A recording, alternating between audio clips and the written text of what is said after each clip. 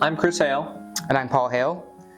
And we have been a part of the Prairie United Methodist Church for a few years now. And, faith has always been a part of our family history, both before we were together and then now as a family, we are pretty active within the church. Growing up, I grew up in Assemblies of God, so my parents were ministers, and that had me pretty involved in the church. And as I got older, I stayed involved in the church, even though I wasn't attending my parents' church that they were pastoring.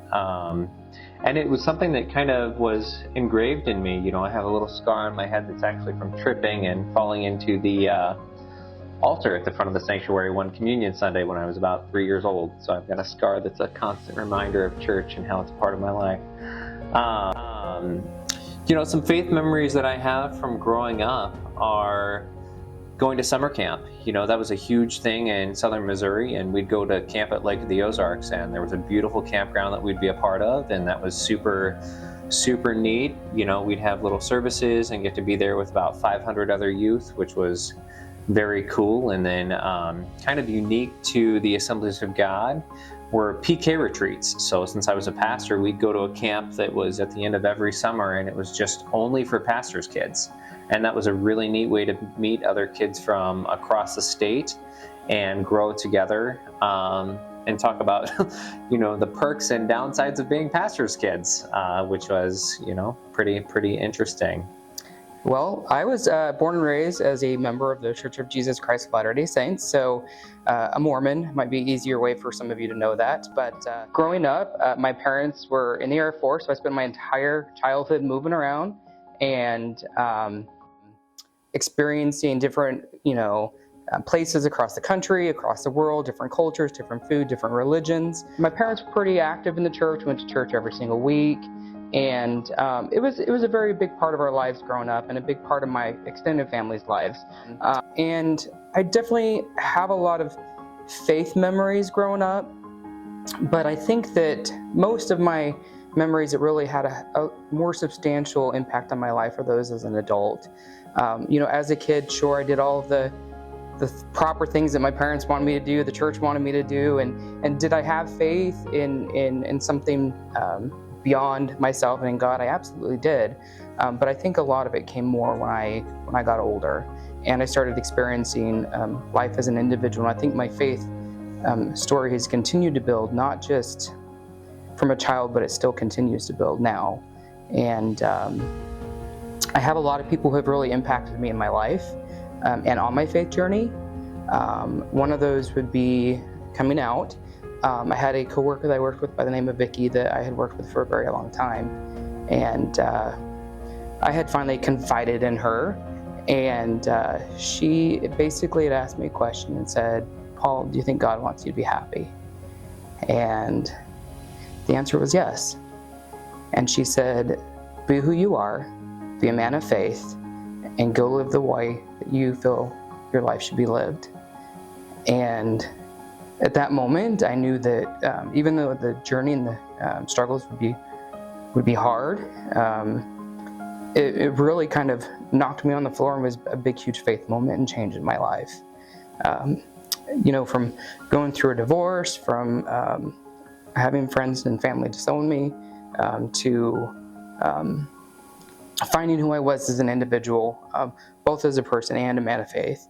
And I think that she really had a huge impact in my life journey, and really built me up as a person, as an individual to where I am now.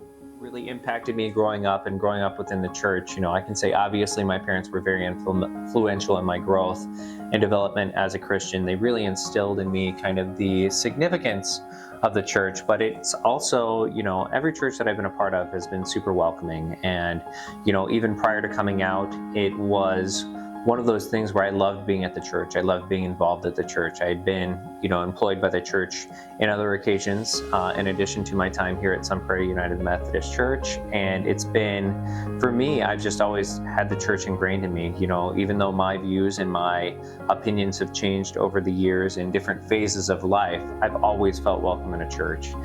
So when I think back to growing up, it was my youth leader His name is Nick, and he's a minister in Kansas City, and he was so influential and so impactful in my time, in middle school and high school. It was just great to have him there as a sounding board, whenever I was having a difficult day or whenever I needed someone to kind of talk to, and it was spending time with him, working, even doing lawn work for them at the church parsonage or doing different things, but just having that friendship, having that mentorship where he could talk to me and work through things with me. It's great when your parents are ministers, but it's also nice to have that extra person that you're comfortable and that you can connect with, and he and his wife were incredible.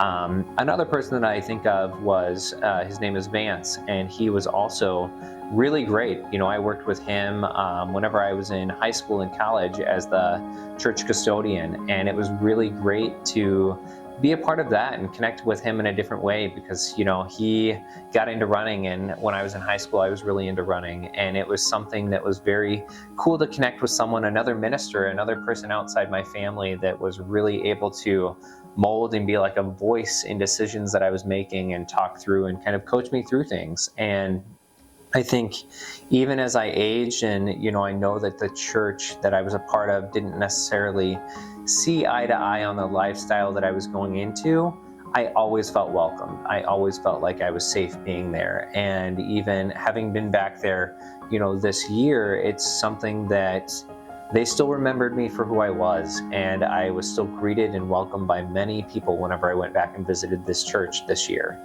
And for me, that's just something that's really important because while they didn't necessarily see eye to eye with my lifestyle, I felt that unconditional love. And I felt that love that a church was supposed to have, or that a church should have for people, even though I didn't necessarily reflect many times what their values were. And it was that unconditional love that kept me as a part of a church and kept me, even though I wasn't actively going at times, it kept that sense of importance and that value for a church in my life as being very relevant, no matter what phase of life I was in. Before Chris and I started dating, I had tried going to lots of different churches. I had tried to see where I was welcome and see where I could continue to raise my family, where I could be who I was and still be a man of faith. And when Chris and I got together, one of the things that we both had in common was a strong religious background, and we both knew that we wanted to continue to try and find a place that we could call home and find a place that we could be who we are so that we can continue to show who we are, be who we are, and be the family that we want to be. And in the fall of 2019, we came to the Prairie United Methodist Church, and I can definitely say that without a doubt that it only took one time. And we felt at home, we felt at peace, and we felt the love that the people had here, not just for this church, but for the people that were here and the people that were welcomed.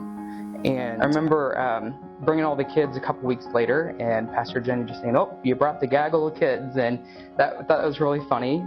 But I really feel that the members here have really just accepted us wholeheartedly, putting their arms around us and allowing us to be who we are.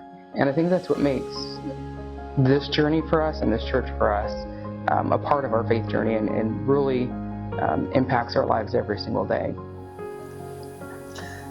I think part of what makes, Prairie United Methodist Church so unique is that we have never felt unwelcome here.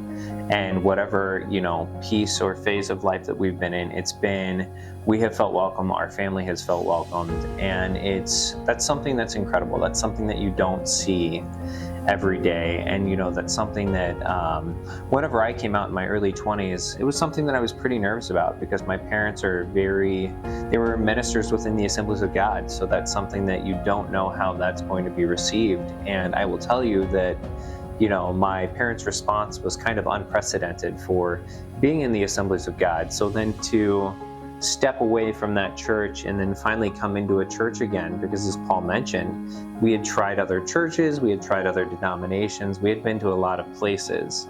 And to come here and immediately feel welcomed, and welcomed in the sense of being genuinely welcomed, not like you're the novelty on the shelf. That's something that I would say is so cool about being here and about being a part of this church. And one of the things that I love about being on staff here, even in my limited role, it's that I'm proud to be on staff here.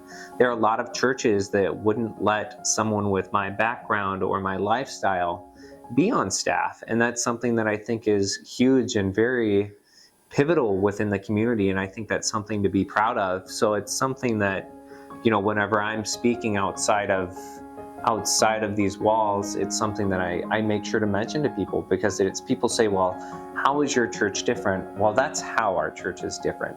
I can be who I am. I can be on staff in this church, and I can be proud to share that with people, knowing that if I'm not here and anyone else is here, that person is going to come to a church and know that they're welcome.